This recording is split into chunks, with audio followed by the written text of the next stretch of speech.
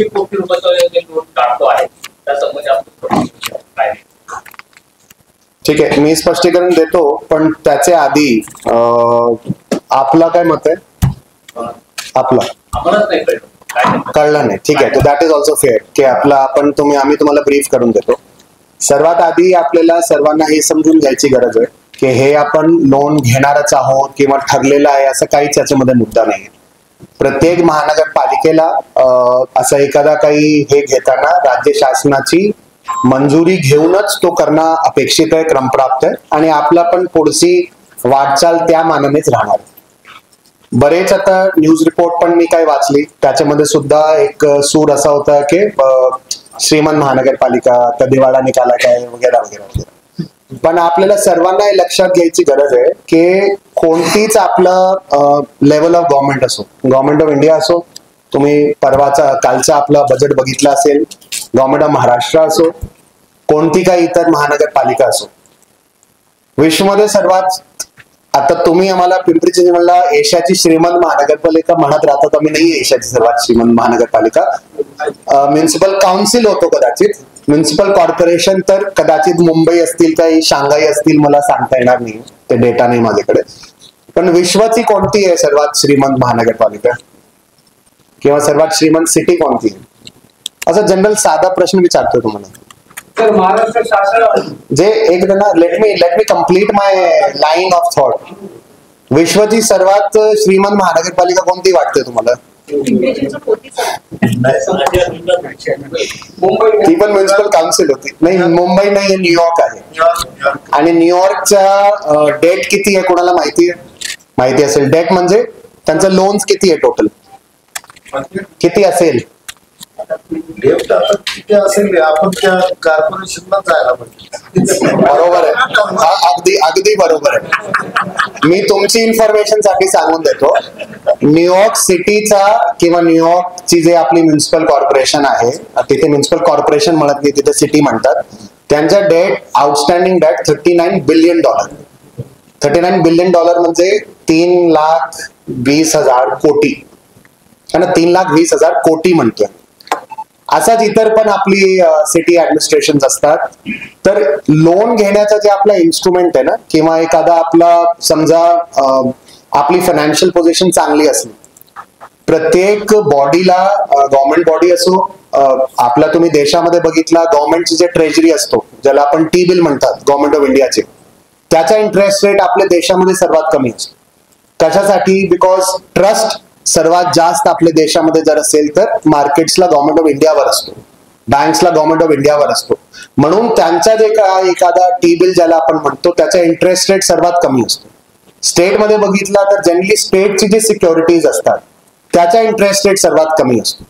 असाच जे काही चांगली महानगरपालिका आहे, त्यांनी जर असा एखादा डेट इन्स्ट्रुमेंट रेज केला, आणि आपली महानगरपालिका जे देशाची बेस्ट क्रेडिट रेटिंग पॉसिबल आहे म्युन्सिपल कॉर्पोरेशनला, ती आपली AA+ ची आपली क्रेडिट रेटिंग आहे. मोजक्या महानगरपालिकाची संपूर्ण देशामध्ये आहे. सुरत असेल, PCMC असेल, पुण्याच्या मला माहिती नाही काय AA किंवा AA+ मला सांगता येणार नाही, पण असं 3-4च महानगरपालिका आहे. याचा अर्थ काय झाला की आपला असा दिवाळखोरी झाली काय, कर्जबाजारी झाली काय, तसा मुद्दा नसतो. प्रत्येक सिटीचे कडे एक डिसिजन असतो की एखादा इन्फ्रास्ट्रक्चर आज क्रिएट करायचा किंवा हळूहळू 10-15 वर्षामध्ये क्रिएट करायचा. सगळ्या जे इन्फ्रास्ट्रक्चर क्रिएट करायचे काय आम्ही एकत्रित इमिजिएटली करू शकतोय का? नाही. पण एखादी आपली फायनान्शियल पोझिशनला, फायनान्शियल स्ट्रेंथला वापरून जर एखादा काही आपला डेट इन्स्ट्रुमेंट आपण वापरू शकलो, आणि जे इन्फ्रास्ट्रक्चर आपण 10 वर्षानंतर क्रिएट करणार होतो त्याला जर आपण आज करू शकलो, तर definitely that is smart financial plan. त्याचा अर्थ असा नसतो की आपला दिवाळखोरी निघाली प्रशासन काळमध्ये वगैरे वगैरे वगैरे. कोणतीच तुम्ही ऑर्गनायझेशन बघा, प्रायव्हेट असो गव्हर्नमेंट असो, गव्हर्नमेंट ऑफ इंडियाचे पण सुद्धा डेट्स आहेत. तुम्ही कालचा बजेट आपण जर बघितलं असेल तर कदाचित फिगर माझी वर खाली होऊ शकतो, पण almost 25% or 20% of the budget goes in servicing of the debt. जे काही इंटरेस्ट पेमेंट असतात त्याच्यावरचे असतात. मुख्य इम्पॉर्टंट काय? इम्पॉर्टंट असतो की जे तुम्ही डेट घेतात तो लिमिटमध्ये असला पाहिजे. तो या प्रकारचा असला पाहिजे की दरवर्षी मला जे प्रिन्सिपल आणि इंटरेस्ट द्यायचा आहे तो माझे रेव्हेन्यूची चौकटी आहे त्या रेव्हेन्यूची चौकटीमध्ये असला पाहिजे. आता हा जे आपण एक प्रकारे जे RFP जे काढलाय तो अजून जसं मी क्लॅरिफाय केला, डेट घ्यायचाच काय तो पण आमचा अजून ठरलेला नाही, करणारच आहे का आपण तो पण आपला ठरलेला नाही. We have just called for rates from the banks. त्याच्यामध्ये सुद्धा जर माझ्याकडे जे कॅश आहे किंवा आमच्याकडे जे कॉर्पस आहे, ज्याला आपण FD पण म्हणतात, ठेवी वगैरे जे म्हणतात, त्याला सगळं वापरून इन्फ्रास्ट्रक्चर क्रिएट करायचं काय, that is also not a smart strategy. You should keep something for your self, जे तुमची सेव्हिंग मध्ये, तुमची FD मध्ये, सिटीसाठी असलं पाहिजे. पण समजा एखादा मोशी हॉस्पिटल सारखा एक मोठा हॉस्पिटल प्लस पुढे आम्ही त्याला कॅन्सर हॉस्पिटलमध्ये सुद्धा जॉईन करणार आहोत, मेडिकल कॉलेजचा पण सुद्धा आपला कदाचित प्लॅन आहे पुढे जाऊन, त्या संदर्भातला जर आपल्याला कारवाई करायची असेल आणि त्याच्या नॅचरली आपला जे तुम्हाला सर्वांनाच ज्ञातच आहे, त्याचा आपण वर्क ऑर्डर वगैरे दिलेला आहे की त्याचा आपला बजेट जे काही 300-350 कोटी वगैरे आहे, त्याला जर मी स्वतःचे बजेटमधून फंड केला की ऑलमोस्ट एव्हरी इयर 100 करोड मला त्याच्यासाठी ऍव्हरेज 3 वर्षाचा जर गृहीत धरला तर द्यावा लागणार. त्यावेळी इतर आपल्या इन्फ्राचं काय करायचं, म्हणजे आता आम्ही जवळपास यावर्षी काही नाही म्हटलं तर 20 ते 25 DP रोड्स काढले. त्याचं मागचं कारण काय, आपला वाकड पासून चारोली पर्यंत जे आपला इमर्जिंग C सेक्शन आहे त्या ठिकाणी अजून कनेक्टिव्हिटीची प्रॉब्लेम आहे. पुनवडेची आपली काटेवस्तीची रोड असेल, मामुर्डीची आपली कनेक्टिव्हिटी असेल, मामुर्डी आणि तुमच्या केवडेला एक्सप्रेसवेला जाणारी सर्व्हिस रोड असेल, विकासनगरचा रस्ता असेल किंवा इथे दुडोडगावचे काय रस्ते असतील, चिखलीचे असतील, तलवड्याचे असतील, असं चारोलीचे असतील, तर यांना सर्वांना जर आपल्याला सम प्रमाणात सर्वांना आपल्याला ऑल नीड्सला जर आपल्याला टॅकल करायचं असेल तर loan is in fact a very good instrument. जे मला आज द्यायचं होता तो मला पुढचा समजा 10, 12, 15 वर्षामध्ये जर द्यायचं झाला तो I can create an infrastructure जे मला आज क्रिएट करायचं. So I think तुम्हाला पण सर्वांना I think we should move above that thing. It is not something that we are doing for the first time. मी तुम्हाला न्यूयॉर्कचा एक्झाम्पल दिला, सर्वात श्रीमंत महानगरपालिका न्यूयॉर्क आहे, $39 billion. What does that mean? That means के जे सिटीजन्सला आज रोजी इन्फ्रास्ट्रक्चरची गरज आहे ते आज रोजी त्या लोनला डेटला वापरून ते देऊ शकतात. दुसरा मुद्दा जे याच्यामध्ये आला, आता हे आम्ही जर पुढे याच्यामध्ये गेलो तर जवळपास 68% आपण याच्यासाठी वापरतोय, हॉस्पिटलसाठी. ऑलमोस्ट 32% आम्ही अर्बन स्ट्रीट स्केपिंग साठी वापरतो. एकतर मला म्हणजे सुशोभीकरण मला तरी आवडत नाही, आता तुम्हाला सुशोभीकरण खूप जास्त आवडतंय. आम्हाला असं वाटलं होतं की तुमची आम्ही वर्कशॉप घेतली ऑटो क्लस्टर मध्ये, काहीतरी त्याच्यामध्ये काही बदल घडला असेल, पण तसं दिसत नाहीये अजून. तुम्ही लोक त्याला सुशोभीकरणच म्हणतात.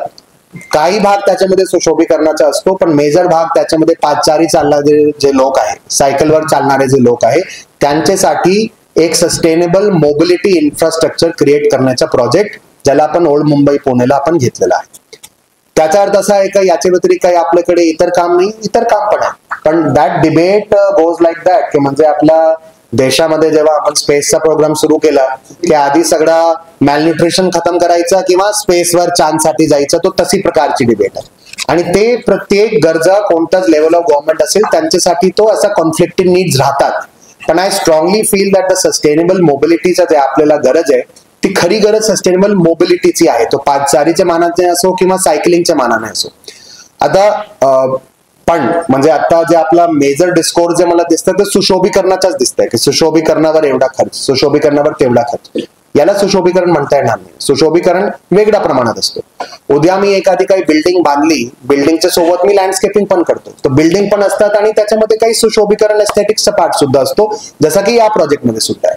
तरी पण 68% is for hospital, 32% is for the urban streetscaping design, sustainable मोबिलिटीचा जे आपण डिझाईन घेतलेला आहे. दुसरा मुद्दा याच्यामध्ये अजून असा आहे की प्रत्येक म्युनिसिपल कॉर्पोरेशनला आजची डेटमध्ये जे एक सर्वात मोठी अडचणी आहे की वेगवेगळे प्रोजेक्टसाठी आपल्याला फायनान्स अरेंज कसा करायचा. त्याच्यामध्ये काही भाग आपला स्वतःचे फंडिंगचा असतो, काही भाग आपला गव्हर्नमेंट ऑफ इंडियाच्या तर्फे आलेले जीएसटीचा आपला याचा असतो, काही भाग आपला प्रॉपर्टी टॅक्सचा असतो, काही भाग आपला बिल्डिंग परमिशनचा असतो.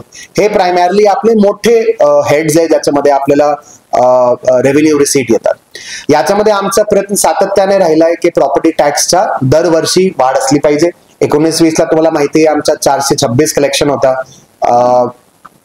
21-22 चा 626 होता. 22-23चा 847 कोटी होता. या वर्षी आम्ही 1000 कोटी करण्याचा आपण प्रयत्न करतोय.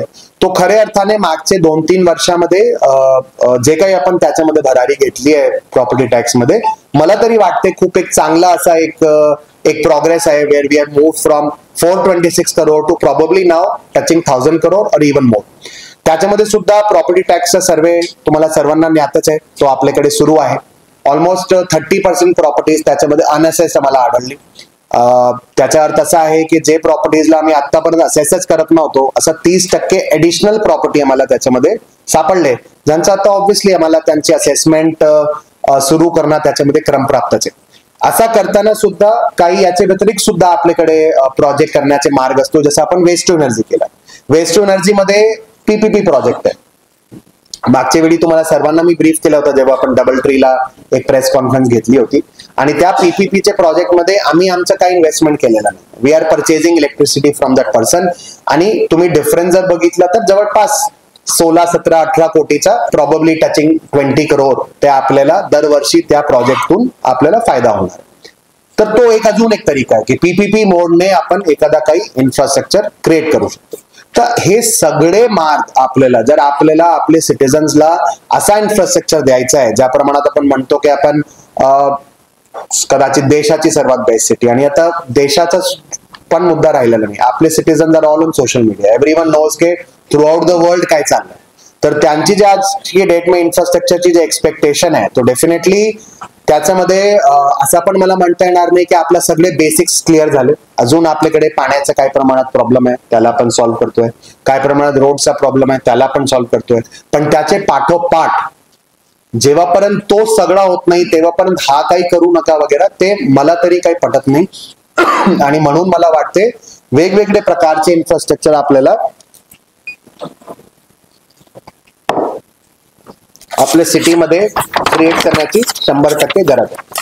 मुद्दा जे आपला लोनचा असतो ना, मुद्दा लोनचा प्रॉब्लेमॅटिक केव्हा असू शकतो, जेव्हा आपल्याला खूप अनसस्टेनेबल बॉरोविंग आपली झाली, आणि ते होणार नाही त्याची काळजी आम्ही पण घेतो. तुम्हाला सर्वांना आठवत असेल FRBM म्हणून एक आपला ऍक्ट आहे, fiscal responsibility and budget management act, ज्याच्यामध्ये प्रत्येक स्टेट गव्हर्नमेंटला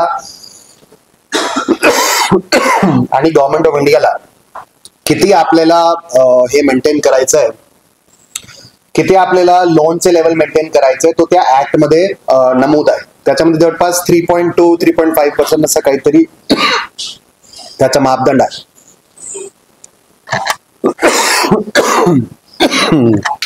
सॉरी.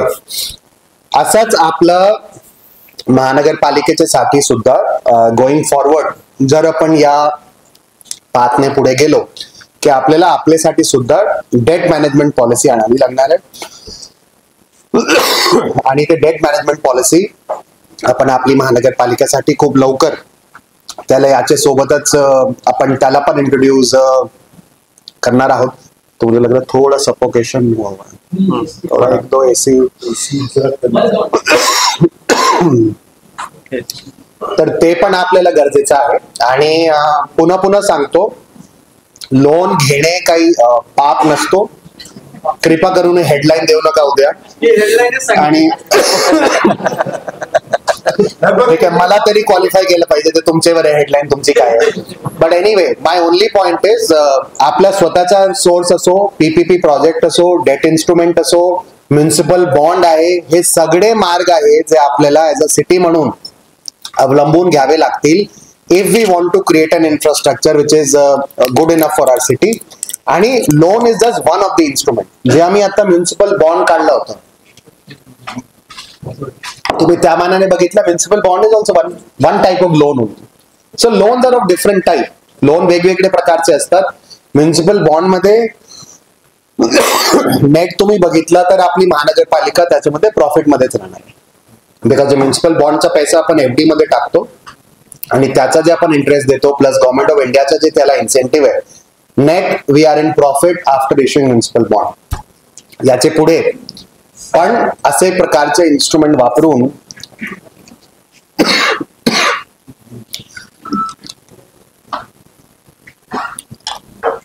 कसा आपल्याला इन्फ्रा क्रिएशन आपल्याला कसा करता येईल.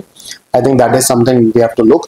And you have to again remember throughout the world all levels of government take loans. PCMC will not be the first government to be taking loan.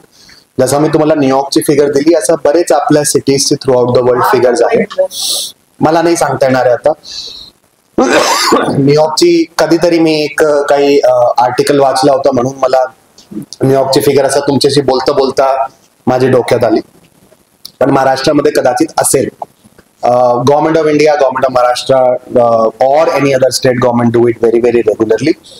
Only thing is, it has to be done with the approval of the state government, आणि it has to be done within limits. And ती एक काळजी आहे जी आम्ही घेतोय.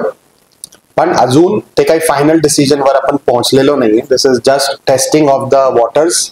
जे एक आम्ही एक ऍडव्हर्टाइजमेंट काढला आणि त्यातून हे सगळं जे आपलं या संदर्भातली जे चर्चा जे एक सुरू झाली. So this is what it is. आता याच्यावर तुम्हाला काही प्रश्न आहे तर सांगा.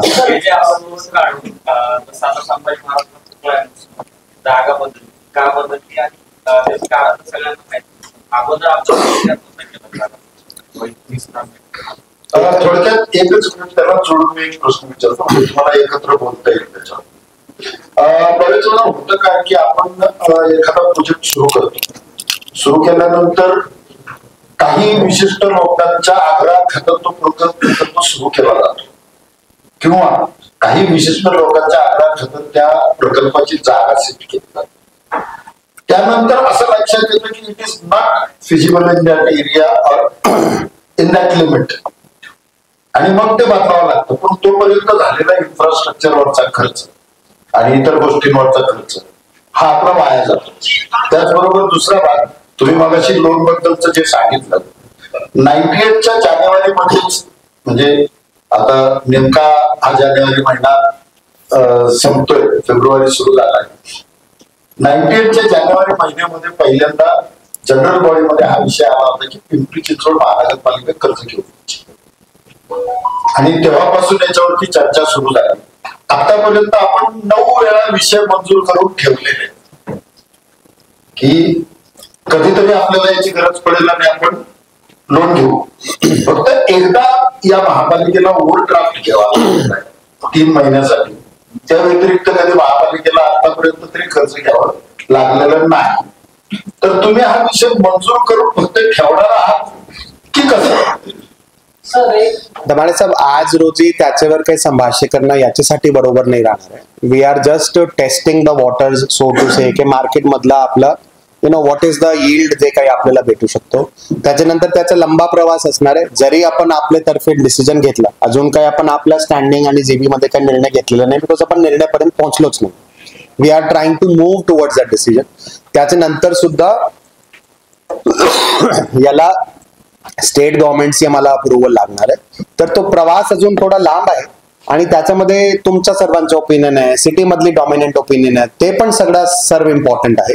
प्रत्येक गोष्टी असा नसतो की आपण प्रत्येक डिसिजनच्या आधी कन्सल्टेशन करायचं, काय तो पण भरपूर वेळा पॉसिबल होत नाही. एखादा डिसिजन घेतला आणि त्याच्यावर साधारण जनमानसचा विचार, खूप त्याच्या संदर्भातलं काही भावना तीव्र असली, त्याच्या आधारावर निर्णय घ्यावा लागतोय. सिटीला घ्यावा लागतोय, गव्हर्नमेंटला घ्यावा लागतोय, स्टेट गव्हर्नमेंटला घ्यावा लागतोय, गव्हर्नमेंट ऑफ इंडियाला घ्यावा लागतोय.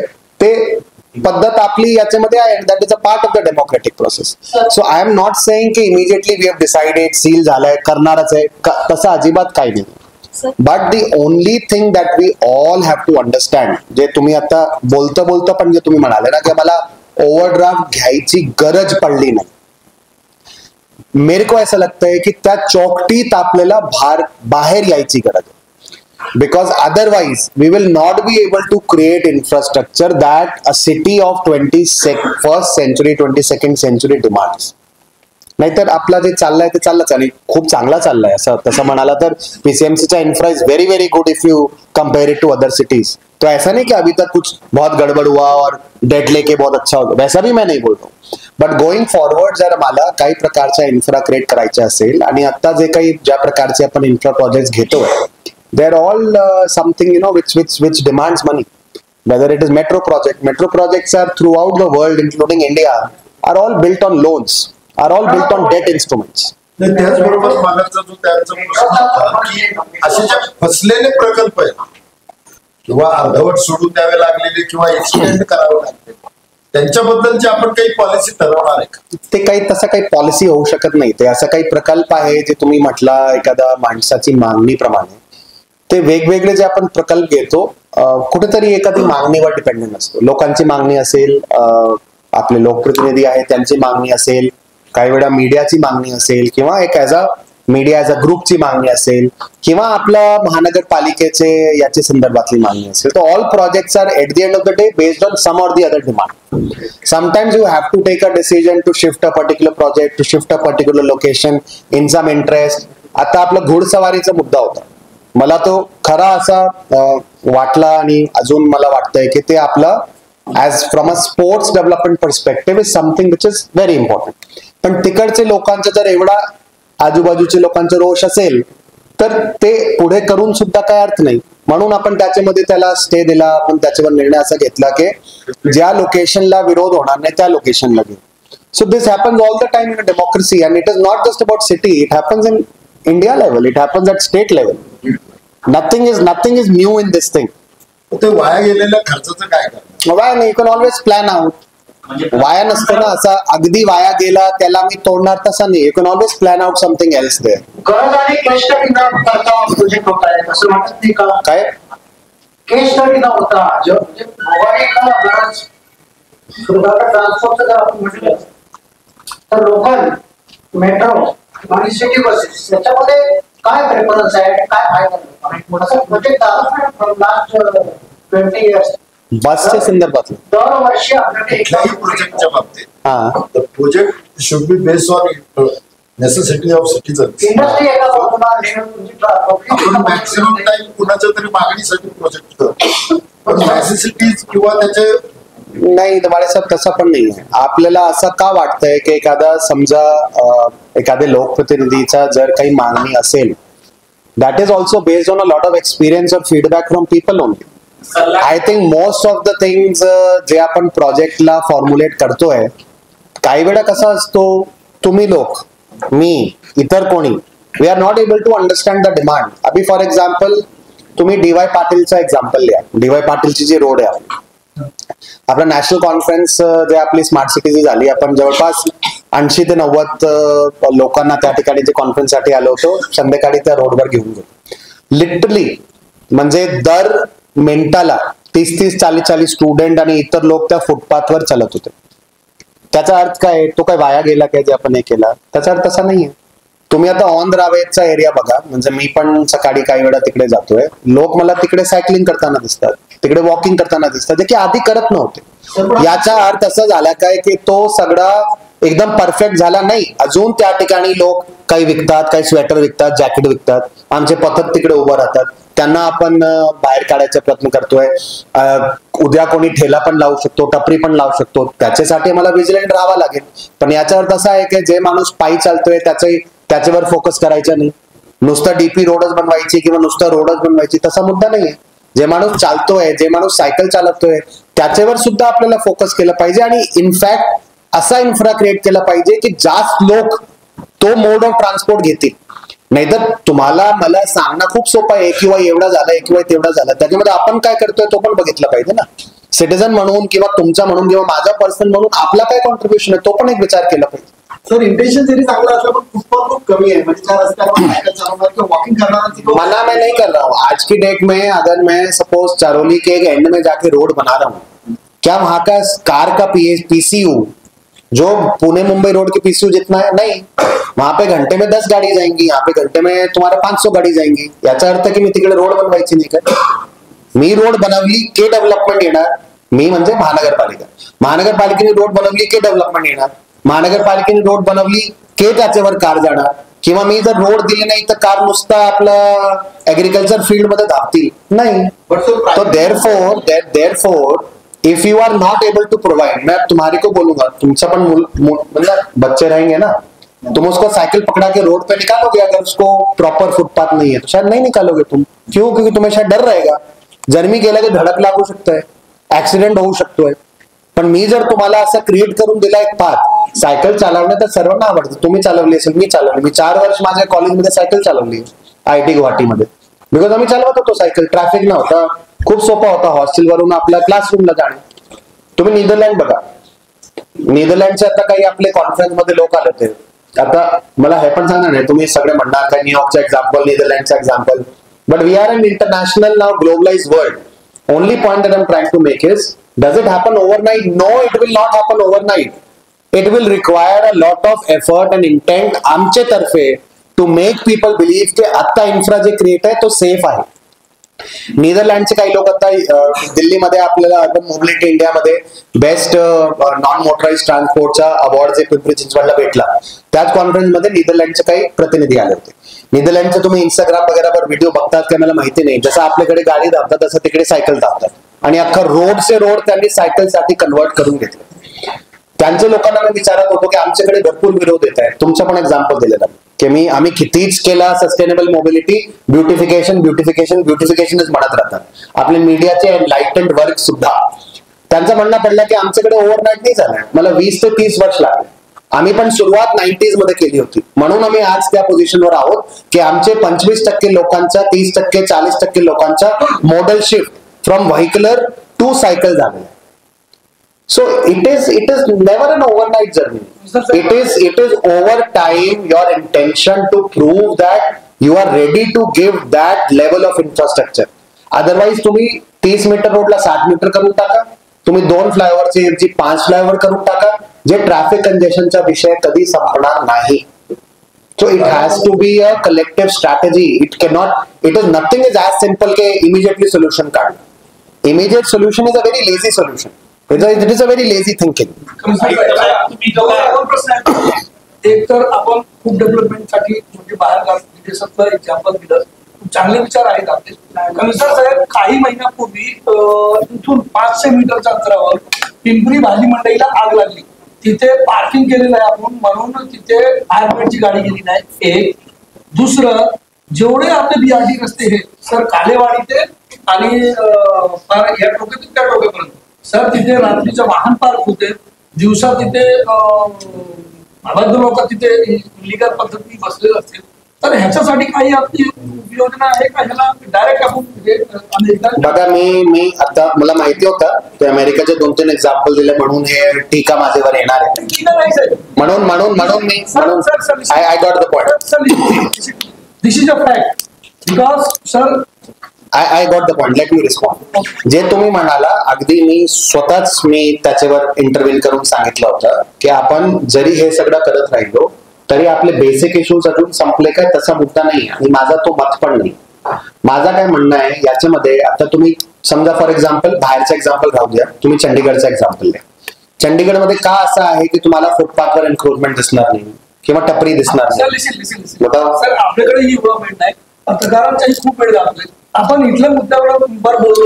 नहीं, you have to, no, अरे यार एक minute, sorry, I don't agree to this. अगर तुम मुझसे रिस्पॉन्स मांग रहे हो, मैं कहीं का भी एग्जाम्पल देके मैं तुम्हारे को बताता हूँ.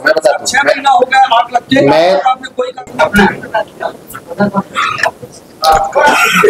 आपला जे मराठा आरक्षणाच्या संदर्भातला स्टेट गव्हर्नमेंटनी आयोगाने सुरुवात करण्यात आलेला जे आपला सर्वे आहे तो आपल्या सिटीमध्ये 100% पूर्ण झालेला आहे. जेवढं आम्ही घरांचा आपला जे सुरुवातीचं नियोजन होतं, ऑब्व्हियसली त्याच्यामध्ये काही समजा स्लम्स मध्ये वाढ झाली किंवा काही नवीन प्रॉपर्टीज वगैरे, तर त्या मानाने तो 100% पेक्षा जास्तचे पण all properties we try to reach. त्याच्यामधलं जे काही सर्व इन्फॉर्मेशन आहे त्या ऍपद्वारा आयोगाच्याकडे सुद्धा आहे. काल रात्री आयोगाचा सर्वे सुद्धा बंद झाला आणि आपल्या महानगरपालिकेच्या त्या संदर्भातलं सगळं काम पूर्ण झालेलं आहे. शहरातली अत्यंत दुर्दैवी घटना आहे. मुख्य अकॅडमी आहे, क्रिएटिव्ह अकॅडमी, तिथे संचालकांनीच एका विद्यार्थ्यांवर बलात्कार केल्याची घटना घडली. आपल्याकडे किती इन्स्टिट्यूट आहे, त्याची काय आपल्याकडे मध्ये किंवा नोंद असते का, आणि या घटनेनंतर आपण काय स्वतःहून पावलं उचलतो आहोत या सगळ्या संदर्भात? महानगरपालिकेचे तर्फे जे काही आपले प्रायव्हेट स्कूल्स असतात त्यांचं एफिलिएशन किंवा इतर गोष्टी जनरली स्पीकिंग कमिशनर एज्युकेशनचे मार्फत हँडल केल्या जाते. त्याच्यामध्ये महानगरपालिकेचा जे आपले एज्युकेशन ऑफिसर आहे त्यांचा काही प्रमाणात रोल एज्युकेशन ऑफिसर जे जिल्हा परिषद असतात त्यांचा असतो आणि त्यांची हे कार्यपद्धती प्रायव्हेट शाळांसाठी कमिशनर एज्युकेशनचे देखरेख मध्ये राहतात.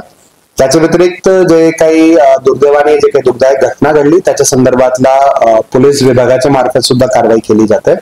अशा प्रकारची घटना काही पुढे घडू नये याच्यासाठी कदाचित येत्या काही काळामध्ये महानगरपालिकेच्या तर्फे प्रायव्हेट स्कूलसाठी सुद्धा आम्ही काही याच्यामध्ये स्टेप्स घेऊ.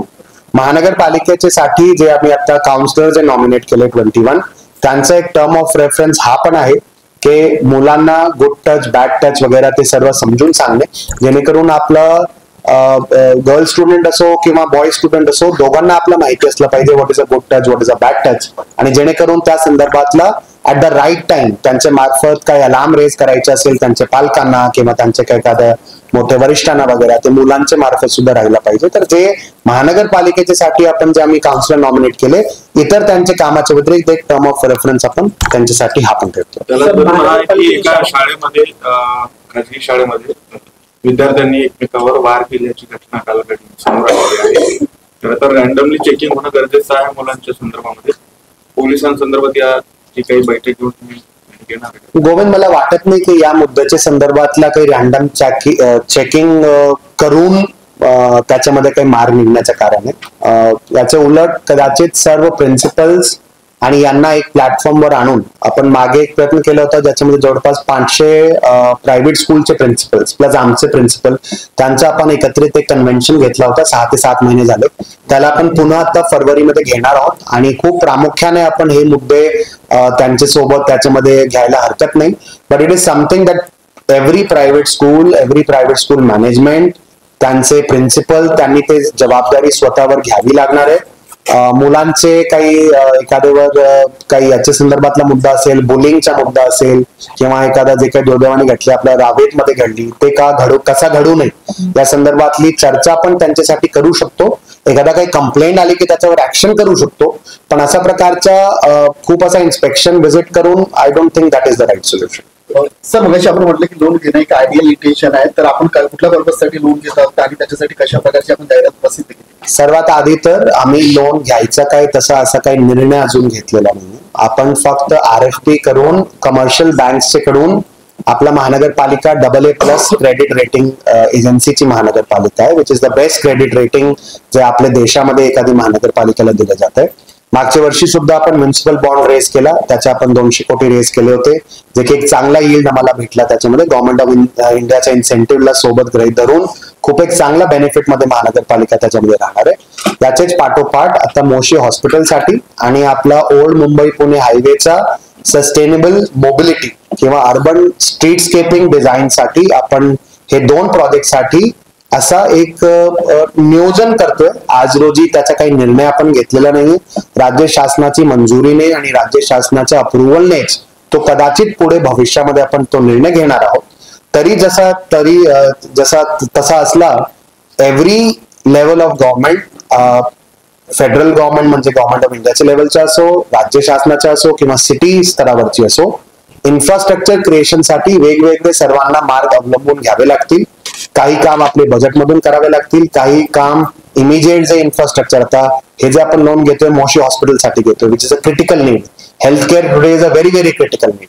साधारण सामान्य माणसाला जर आपण चांगली हेल्थची सुविधा देऊ शकलो तर त्याच्या पलीकडे जाऊन कदाचित आपलं काही मोठं काम महानगरपालिकेच्या मार्फत राहणार नाही. म्हणून मोशी हॉस्पिटलसाठी जे आपण ही लोन घेतोय प्लस मुंबई पुणे रोडचा सस्टेनेबल मोबिलिटी प्रोजेक्टसाठी जे आपण लोन घेतोय त्याच्या मागचा हेतू एवढाच आहे की लोनचे मार्फत आपण खूप लवकर हे दोन्ही इन्फ्रास्ट्रक्चर क्रिएट करू शकतोय, ज्याला कदाचित बजेट अलोकेशन करायला खूप वेळ गेली असती. मुख्य इम्पॉर्टंट मुद्दा असा आहे, आम्ही तो निर्णय पुढे जरी घेऊ तरी एखादा लोन घेणारा जे काही ऑर्गनायझेशन असतो किंवा डेट इन्स्ट्रुमेंट वापरणारा एखादी ऑर्गनायझेशन असतो, तो डेट इन्स्ट्रुमेंट किंवा लोनचा जे आपला लेवल आहे तो असं लिमिट्स मध्ये असलं पाहिजे की लोनची सर्व्हिसिंग करताना त्याचं जे प्रिन्सिपल प्लस इंटरेस्टचं जे अमाऊंट आहे ते आमची रेव्हेन्यूजची चौकटीमध्ये असलं पाहिजे. आणि त्या संदर्भातली काळजी आम्ही 100% घेणार आहोत. महानगरपालिकेच्या साठी कदाचित एक डेट पॉलिसी सुद्धा आपण पुढे आणतोय, जेणेकरून आपला डेट्सचं लेवल अनसस्टेनेबल लेवलला जाऊ नये. पण आज रोजी ज्या प्रमाणचा इन्फ्रास्ट्रक्चर लोकांची डिमांड ज्या प्रमाणची आहे आणि जे आपलं ताण आपले शहरावर वाढती पॉप्युलेशनचे मुळे जे राहतोय, आपली 17 लाखची पॉप्युलेशन आता जवळपास 30 ते 32 लाख आहे. जर आपल्याला या एक्सप्लोजिव्ह ग्रोथला मॅचअप करायचे असेल आणि लोकांना ज्या प्रमाणच्या एक इंटरनॅशनल सिटीचे लेवलचा इन्फ्रास्ट्रक्चर आपल्याला द्यायचं असेल तर आपल्याला वेगवेगळे मार्ग आपल्याला अवलंबून घ्यावे लागतील. तो डेट इन्स्ट्रुमेंट असो, म्युनिसिपल बॉन्ड असो, प्रॉपर्टी टॅक्सचा आपला इजाफा असो, बिल्डिंग परमिशनचे चार्जेसचा इजाफा असो किंवा इतर आपला मार्ग असतील, पीपीपी प्रोजेक्ट असो. So these are the various paths that every municipal corporation will have to take, and we are trying to explore that path. We have not decided yet. Sir, आता महापालिकेचं एकूण राष्ट्रीयकृत बँकेमध्ये किती ठेवी आहेत आणि तरतुदी नसताना ठेकेदारांसाठी आणि लोकप्रतिनिधींसाठी निविदा प्रक्रिया राबवली जाते आणि त्याच्यामध्ये आता महापालिकेच्या प्रत्येक विभागाचं किती दायित्व आहे? विकास खूप मोठा आन्सर होईल. त्याच्यामध्ये जे आपण बजेट रिलीज करणार आहोत, जे काही फिगर आम्ही रिलीज करतो, तुम्हाला आता पुढचे 15-20 दिवसामध्ये ते फिगर कळून जाईल. तर आज रोजी त्याच्यावर भाष्य करण्यामध्ये अर्थ नाही. पण एखादा जेव्हा आपण प्रोजेक्ट घेतो, तो प्रोजेक्ट आता फॉर एक्झाम्पल जसं मी सांगितलं, आपण मोठ्या प्रमाणात आपण डीपी रोड्स घेतोय. त्याच्या मागचं कारण हेच आहे की काही भागामध्ये अजून आपल्याकडे कनेक्टिव्हिटी अवेलेबल नाही. काही भागामध्ये डीपी रोड डेव्हलप न झाल्यामुळे कंजेशन खूप वाढलंय. फॉर एक्झाम्पल तलवडेचा एरिया असेल किंवा आपला काही प्रमाणात पुनवडे वाकडचा भाग असेल, जे खूप एक मोठ्या प्रमाणात आपल्याकडे ग्रोथ होतोय, सोसायटीज येत आहे, नवीन नवीन लोक येत आहे, तर त्यांना आपल्याला इन्फ्रास्ट्रक्चर डेव्हलप करून द्यावा लागणार आहे. आपला कधी पण जे काही आपण काम मंजूर करतो तो अनसस्टेनेबल लिमिट मध्ये जात नाही आणि तशी काळजी आपण आता पण घेतो. किती असेल म्हणजे असं जे ठेवी असतील, एखादा आकडा जे काही इन्फॉर्मेशन त्याच्यामध्ये द्यायची आम्ही तो बजेट स्टेटमेंट मध्ये असणार तुम्ही इंटेन्शन दिलेले काय अपेक्षित आहे, किती टक्के वाढ असेल प्रॉपर्टी टॅक्स मध्ये आणि निवडणुकीच्या तोंडावरती हा निर्णय घेत आहे, तो तुम्ही सक्सेस होईल का? 20-21 मध्ये आपला जे property tax collection almost 626 crore, 22-23 ला आपण 847 कोटी पर्यंत गेलो. या वर्षी जे आमचं नियोजन आणि जे टार्गेट आहे ते 1000 कोटी पर्यंत आहे आणि त्याच्या पाठोपाठ याच्यामध्ये काही प्रमाणात आपण डेटाचा युजेस केला आहे, काही प्रमाणात लोकांना प्रवृत्त करण्याचा याच्यामध्ये मार्ग अवलंबला आहे आणि काही प्रमाणात लोकांना सोयी देऊन त्यांना वेगवेगळे ऑनलाईन मोड्स, युपीआय मोड अवेलेबल करून देऊन घरामध्ये बसून ते आजची डेटमध्ये प्रॉपर्टीचे असेसमेंट करू शकतात, सेल्फ असेसमेंट आणि पेमेंट सुद्धा करू शकतात. त्याचे पाठोपाठ आपण सर्वेचा सुद्धा याच्यामध्ये एक मार्ग अवलंबतोय, जेणेकरून जे प्रॉपर्टीज आज रोजी आमचे असेसमेंट नेट मध्ये नाही ते आपले असेसमेंट नेट मध्ये आले पाहिजे. आतापर्यंत जे आपला सर्वे अजून संपला नाहीये, पण आतापर्यंत जे आपण सर्वे केलाय त्याच्यामध्ये असं दिसतंय जवळपास 28 ते 30% अनअसेस प्रॉपर्टी आम्हाला सापडत आहे आणि त्याच्यामुळे जवळपास 1000 कोटीच्या वर पुढच्या वर्षी तरी किमान आपण याच्यामध्ये टॅक्स कलेक्शन मध्ये जाऊ शकणार आहे. आणि तो एखाद्या सिटीला क्रमप्राप्त सुद्धा आहे. जे प्रॉपर्टी टॅक्स आपला रिसीट असतो तो कोणतीच सिटीसाठी खूप एक महत्वपूर्ण असा आपला रेव्हेन्यूचा सोर्स आहे आणि आपण 100% त्याच्या बळकटीकरणासाठी कटिबद्ध आहोत महानगरपालिका म्हणून आणि याचे पुढे सुद्धा त्याच्यामध्ये चांगली प्रोग्रेस होतील, चांगल्या त्याच्यामध्ये इजाफा होतील, तसं आपण कामगिरी सुद्धा. वाढ किती टक्के होईल या तो we are moving from 847 to 1000 crore, तर रफली 25% वाढ तुम्ही म्हणू शकतात आणि पुढच्या वर्षी त्याच्या पलीकडे जाऊ. पण साधारण आपण असं म्हणू शकतो की जर 30% प्रॉपर्टी अनअसेस असतील तर 30% तरी वाढ त्याच्यामध्ये 100% होणार. सर, आपण पीएफ ऑफिसकडे किती कोटी रुपये जमा केलेत आणि त्याच्यासाठी केलेले आहे? ते आज रोजी मला सांगता येणार नाही, अजून जास्त माहिती घेऊन पुढच्या वेळी सांगू शकतो. सर, एकंदरीत जर बघितलं तर काही काळातच आचारसंहिता लागण्याची शक्यता आहे लोकसभेची, त्यानंतर विधानसभेच्या निवडणुका होतील आणि मग महापालिकेच्या, असे एकंदरीत सगळ्या अशा वेळेस जो डेपो आहे, बस डेपोचा जो प्रकल्प तो साधारण 1 वर्ष लांबेल असं दिसतंय. आता त्याला स्थगिती दिली आहे आपण आणि मग पुढचे जे एक्सपेन्सेस असतील त्याची जबाबदारी कोणाची आहे? किती काळात स्थगिती उठवली जाईल? पुढे काय प्रशासनाच्या? गोविंद, त्या संदर्भातला काही मला काही कॉमेंट आज करता येणार नाही. आज रोजी जी परिस्थिती आहे त्याच्यावर स्टे आहे. पुढच्या वेळीत निर्णय सगळ्या जर मागच्या वेळी सांगितला होता सर्व ऑब्जेक्शन जर हरकतीचा विचार करून स्टेट गव्हर्नमेंटचे मार्गदर्शन खाली आपण त्याच्या संदर्भातले पुढे कारवाई करणार आहोत. सर, फायर इन्सिडेंट मध्ये शहरामध्ये बरेच लोकांचं हे गेलंय, बळी गेलंय. त्या शहराला पूर्ववेळ मुख्य म्हणजे मेन फायर ऑफिसर दिलाय का आणि दिला नाही तर का नाही? फायर डिपार्टमेंटच्या संदर्भातले आपले चीफ फायर ऑफिसर रिटायर झाल्यानंतर चीफ फायर ऑफिसरचा जे पद आहे तो प्रमोशनचा पद आहे. त्याच्यामध्ये ज्या प्रमाणचा एक आपला काडर मॅनेजमेंट मध्ये आज रोजी चीफ फायर ऑफिसरचे पदाला हे असणारा आपल्याकडे माणूस आज रोजी अवेलेबल नाही, तरी पण जे आपले डिव्हिजनल फायर ऑफिसर आहे चिपाडे सर, त्यांच्या मार्फत आपण सगळं कामगिरी करतोय. We are trying to respond to every call. आगी जरी लागली असेल, तुमचा पण फीडबॅक असेल, प्रत्येक वर्णीला, प्रत्येक आगीची घटनाला आपण विदिन व्हेरी शॉर्ट टाइम आपण रिस्पॉन्ड करतो आणि त्या ठिकाणी सुद्धा आमचे फायरमॅन अगदी जीव धोक्याला घालून त्यांचं काम करतायत. आपला प्रयत्न दरवेळी असाच असतो, मात्र जे काही आपला मागचे वर्ष 2-3 वर्षामध्ये जे काही आगीची घटना घडली त्यांच्याकडून एक आपला हे घेऊन मागे जे पूर्णानगरची घटना घडली त्याच्यानंतर आमच्या लक्षात आलं की काही प्रमाणात लोक कमर्शियल शॉप्स मध्ये, पोटमाला वगैरे मध्ये राहतात, ज्या ठिकाणी झोपला नाही पाहिजे त्या ठिकाणी झोपतात. असे जे आमच्याकडे आता लक्षात आलं ते तुम्हाला सर्वांना माहिती आहे, मागे पण ब्रीफ केला. जवळपास 42,000 प्रॉपर्टीजचा आम्ही ऑलरेडी सर्वे केलेला आहे महाविमच्या बचत गटांच्या मार्फत. त्याच्यामध्ये बऱ्यापैकी आम्हाला डेटा आलाय. त्याच्यामध्ये 2400 लोकांना आपण नोटीस पण इश्यू केलाय 15 दिवसाच्या.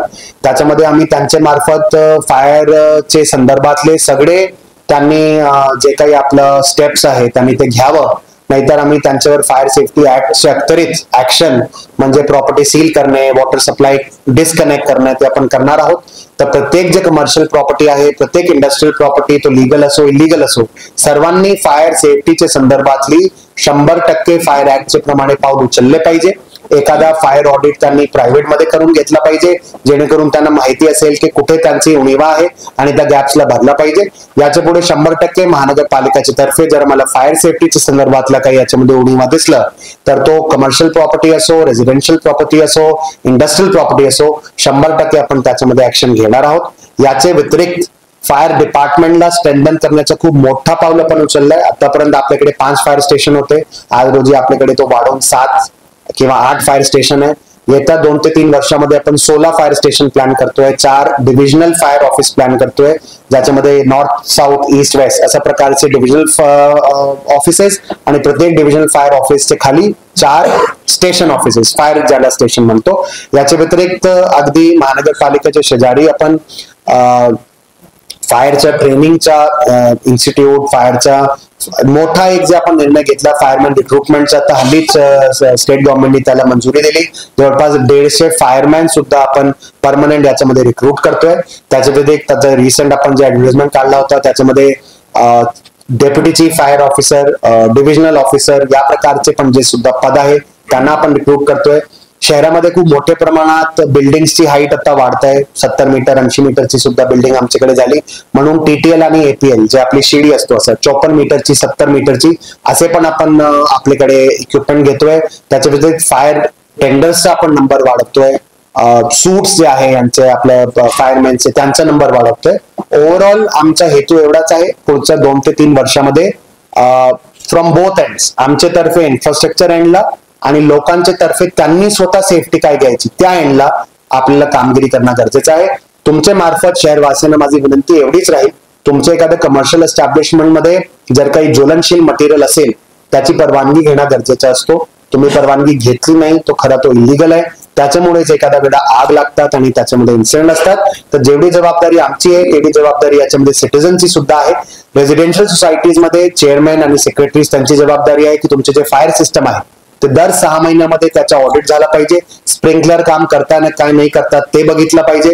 फायर टँक जे आपला असतो प्रत्येक बिल्डिंग मध्ये असतो त्याच्यामध्ये पाणी आहे काय नाही ते बघितलं पाहिजे, जेणेकरून सोसायटीला स्वतःची जबाबदारी घेतली पाहिजे की अनफॉर्च्युनेटली एखादा काय इन्सिडेंट घडला तर त्यावेळी आपले जे सगळे फायर फायटिंग इन्स्ट्रुमेंट्स आहे, फायर फायटिंग सिस्टम आहे, they are robust and they are working. Thank you. शेवटचा प्रश्न. खरं तर वाकडचा हा पालिकेचा ड्रीम प्रोजेक्ट होता, त्याच्यातून रेव्हेन्यू आपल्याला खूप मिळाला होता, पण काही राजकीय हेतूमुळे हा प्रोजेक्ट गोंधळावा लागलाय. No comments. थँक्यू. सर, आपल्याकडे सर्वसाधारणपणे अपघात निवारण करण्यासाठी इमारतीमध्ये आपण डिझास्टर मॅनेजमेंटला प्लेसेस ज्याला आपण रिफ्यूज एरिया म्हणतो त्या बिल्डिंग मध्ये आहे, बरोबर. पण बऱ्याच ठिकाणी असं लक्षात आलंय की हे रिफ्यूज एरिया बिल्डर्सने विकले आणि तिथं म्हणजे त्याच्यामध्ये असं काही कंप्लेंट आली की 100% मला त्याच्यामध्ये ऍक्शन घेता येणार आहे. तर मोस्टली तर मी जे सोसायटी बघतोय रिफ्यूज एरिया खूप ठळकपणे असा डिलिनेटेड असतात, पण असं काही कंप्लेंट असेल तर मला त्याच्यामध्ये ऍक्शन घेता येणार. सर, जो हेजर्ड प्लेसेस है ये इंस्टॉलेशन वो कितने आइडेंटिफाई किया आपने ये जो फायर इंसिडेंट के बारे में? ते आम्ही इन्फॉर्मेशन देऊ तुम्हाला. 2400 आम्ही नोटिसेस आता इश्यू केले, त्याच्यामध्ये मिक्स आहे. काही ठिकाणी फायरचे त्यांनी स्टेप्स घेतलेले नाही, काही ठिकाणी काही हजार्डस असा स्टोरेज वगैरे आहे. तर इट्स अ मिक्स बॅग. त्याच्यामध्ये जे आपण महिलांना जे पॅरामीटर दिले होते जवळपास 160 पॅरामीटर होते, ज्याच्यावर आपण माहिती त्यांच्याकडून आता घेतली. पुढच्या काळामध्ये आमच्या मार्फत, पोलीस विभागाच्या मार्फत आणि एमपीसीबी आणि इतर सर्वांना सोबत घेऊन आय थिंक याच्यामध्ये आपण कारवाई पुढे करणार.